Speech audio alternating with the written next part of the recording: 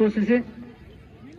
কোচা football একাদশে আছেন অধিনায়ক আতিক, গোলরক্ষক মামুন, এছাড়া আছেন ইমন, নাজমুল, কামরুল, সৌরভ, সাব্বির, সাইদুর, রাসেল, সাদিক, সিফাত, হাবিব, আশরাফুল, নাহিদ, সামি, ওবায়দুল্লাহ, ফাহিম এবং সৈকত। আমাদের সখীপুর ফুটবল একাদশে আছেন অধিনায়ক ডালিম, গোলরক্ষক জনি, এছাড়া আছেন রুবেল, চানমিয়া, লালমিয়া, সাজিদ, সাব্বির, রাশেদ, শাহেদ, সিয়াম, হিমেল, মাসুম এবং জুয়েল।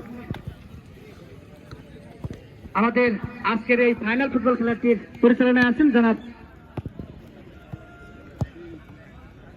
জনাব হুমায়ুন কবির রঞ্জু, এছাড়াও আছেন জনাব হুমায়ুন কবির এবং ফারুক হোসেন। আমাদের রেফারি বৃন্দ কিন্তু মাঠে প্রবেশ করেছেন। তারা কিন্তু নিজেদের প্রভাব করে নিচ্ছেন, নিজেদের কষ্ট থেকেছেন এবং সেই সাথে কোচা ফুটবল একাদশ এবং সখীপুর ফুটবল একাদশের খেলাবৃন্দ কিন্তু মাঠে সভাপতি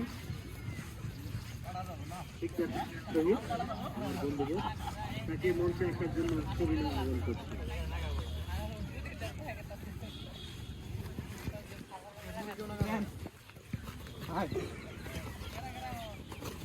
সরকার শহীদ উপজেলা স্বেচ্ছাসেবক দলের সভাপতি,